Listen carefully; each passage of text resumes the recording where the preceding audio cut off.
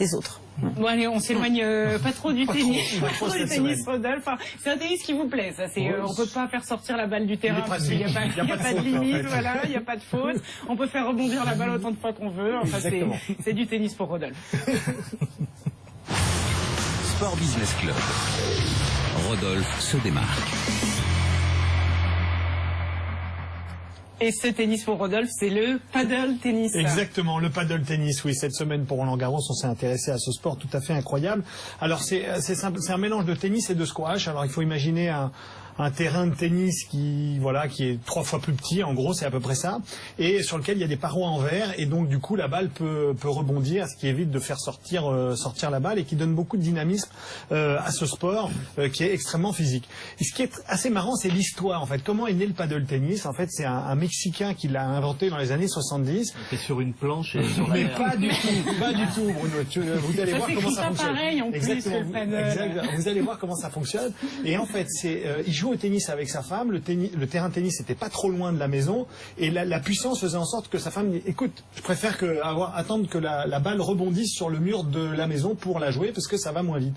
Et il a eu l'idée de créer un terrain enfermé de verre qu'il a emmené à Marbella. Et il a créé à Marbella le temple du paddle tennis. Alors, ce qui est incroyable, c'est que c'est un sport qui s'est fortement développé, en particulier les 10 dernières années.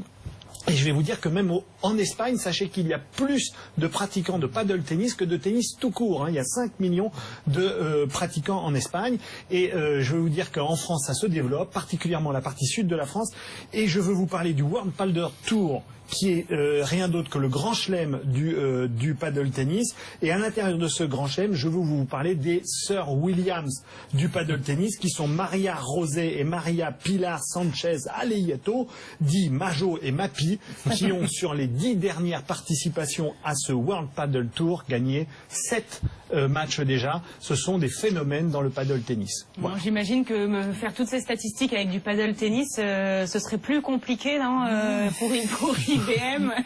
La balle va très très vite. Ouais. Oula, ouais. Ça, on peut mesurer la vitesse de la balle. Un petit radar de police à effet Doppler mesure parfaitement. Juste une aparté, c'est une vraie aussi affaire de business, puisque toutes les marques aujourd'hui s'y intéressent. Exactement. Adidas, Nabola, Technifibre, et voilà. également des gens comme Henri Lecomte, et la Fédération Française de Tennis a d'ores et déjà accaparé le paddle tennis. Exactement. Burger King, sponsor, etc. Eh ben, merci à vous tous. Merci Claire Ehrenschmidt d'avoir été